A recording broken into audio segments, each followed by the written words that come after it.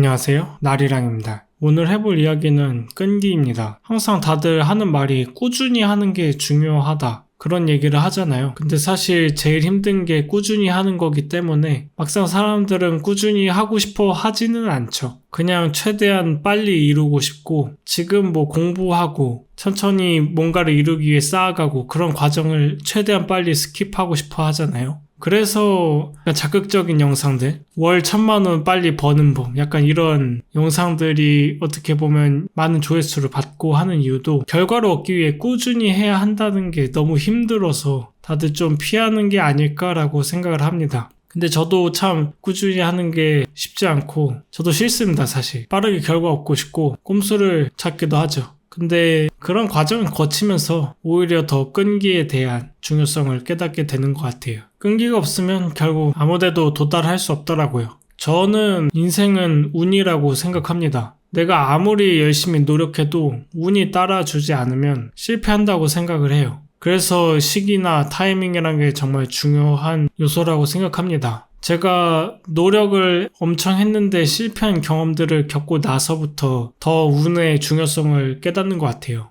근데 그러면 끈기랑 참 상관없는 얘기라고 느껴지잖아요. 근데 끈기가 있어야지 운이 따라주더라고요. 약간 어떻게 보면 확률 싸움이라고 생각해도 좋을 것 같습니다. 내가 만약 이루고 싶은 게 성공 확률이 1%다 하면 딱 한 번만 시도하면 정말 희박한 확률로 성공하겠지만 내가 만약 100번을 똑같은 시도를 한다면 그 1%의 확률이다 하더라도 100번을 시도했으니까 될 확률이 높아지겠죠, 매우. 결국 끈기는 이런 식으로 희박한 확률과 희망을 어떻게든 이루기 위해서 계속 반복해갖고 그 확률을 높이는 것 같아요. 그래서 그 확률을 높임으로써 언젠가는 행운이 따라오는 거죠. 그래서 옛날에 대안학교 다녔을 때 선생님이 이런 말씀도 하셨거든요. 행복은 행동하면 복이 온다라고. 근데 정말 그 말이 맞는 것 같습니다. 아무리 운이 좋아도 방구석에 가만히 앉아만 있으면 그 어떤 것도 이룰 수 없거든요. 누가 떠먹여 준다 하더라도 결국 밥을 삼키기 위해선 스스로의 힘으로 씹는 과정을 거쳐야 되기 때문에 결국 뭔가를 이루려면 무조건 행동해야 하고 그래서 행동해야지만 그 사람이 뭔가를 이룰 수 있는 행운이 찾아오는 것 같습니다. 그리고 그 행동을 반복할수록 행운이 올 확률은 조금씩 높아지는 거고요. 그래서 끈기가 중요하다. 근데 가장 힘든 일이죠. 끈기. 어떻게 끈기 있게 할 수 있나? 이게 제 요새 화두나 다름없고 특히 올해 2월에 1년 달리기 프로젝트를 성공한 이후로 끈기 있게 행동하는 게 얼마나 큰 효과를 보는지 스스로 깨닫게 되면서 더욱 끈기 있게 하려는 것에 집중하고 있거든요.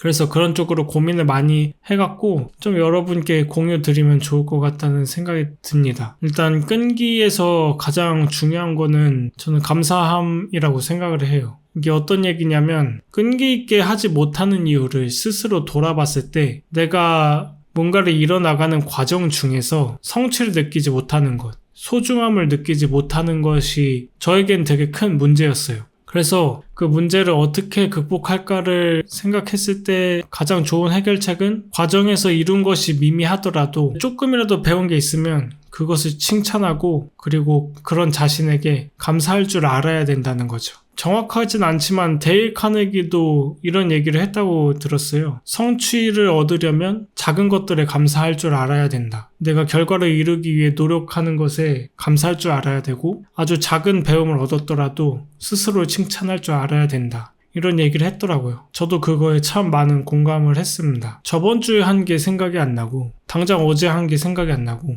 이런 삶을 살게 되잖아요, 사실. 그럼으로써 내 행동이 무의미하다라고 생각하게 되고 그로 인해서 자괴감에 빠지거나 해서 그 괴로움에 자꾸 놓게 되더라고요. 그래서 저도 정말 내가 하는 것들이 지금은 아무것도 이룬 게 없어 보일지라도 분명 이룬 게 있다고 믿고 소중히 하면서 감사할 줄 알아야 된다는 게 참 중요하다고 생각을 했습니다. 그리고 이걸 이루기 위해서 제가 사용했던 방법은 기록이었습니다. 사람은 너무나 잘 잊습니다. 물론 자기는 안 잊었다고 생각을 해요. 내가 오늘 한 것에 대해 정확히 인지하고 있고 내가 어떤 것을 배웠는지 정확히 인지하고 있다라고 생각을 하거든요. 최소한 저는 그렇습니다. 근데 그걸 글로 완벽히 정리했을 때 그 정리되는 수준이나 내가 했던 것들을 인지하는 수준의 차이가 되게 심하더라고요. 그래서 저도 어떤 목적을 이루기 위해서 노력하다가 너무 성과가 안 보이는 거예요. 그래서 이거 다 무의미하다 하고 점점 의욕이 떨어지기 시작했었죠. 그러다가 한번 기록을 해보기 시작했습니다. 기록하면서 정말 내가 했던 행동들이 무의미하나를 한번 스스로 보기 시작했었는데 막상 적어보니까 내가 그래도 시도함으로써 조금씩은 배우고 있더라고요.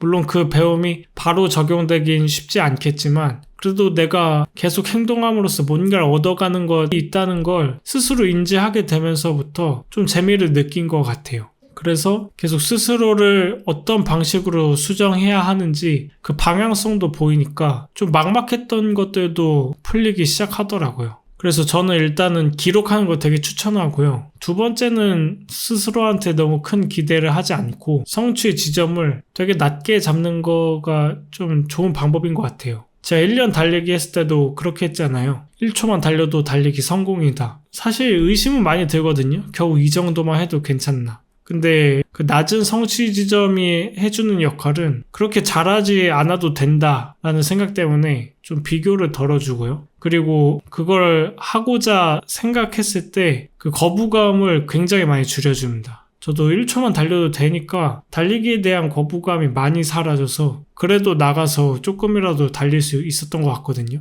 근데 그런 식으로 조금이라도 하면 결국에 사람은 성장을 조금씩 하기 때문에 언젠가는 지금 하지 못하는 수준을 뛰어넘게 됩니다. 그래서 성취점을 굉장히 낮추는 게 거부감을 없애줘서 내가 뭔가를 꾸준히 하는데 되게 큰 도움을 주는 것 같아요. 일단은 제가 찾은 방법들은 이 두 가지인 것 같습니다. 이 두 가지를 알아도 사실 쉽지는 않거든요. 사람 마음이 그렇잖아요. 마음대로 움직이지 않는다는 거. 그래도 뭔가 내 머릿속에서 꾸준히 해야 된다라는 의식을 갖고 그걸 정말 이루려고 조금씩이라도 노력하다 보면 어느 순간 점점 그 행동 자체가 습관화가 되더라고요. 그래서 내가 아직 안 되는 거에 집중하지 말고 내가 원하는 것을 이룰 수 있는 나 자신의 가능성에 먼저 집중하면서 나아가다 보면 나도 모르게 끈기 있게 할 수 있어지는 것 같아요. 그래서 스스로를 믿으시는 자세를 갖고 계속 해 나간다면 충분히 끈기 있게 하실 수 있고 또 그렇게 원하시는 결과를 이룰 수 있다고 생각합니다. 네, 하시는 일 다 잘 되길 바라고 하고 싶은 얘기는 여기서 마치도록 하겠습니다. 감사합니다.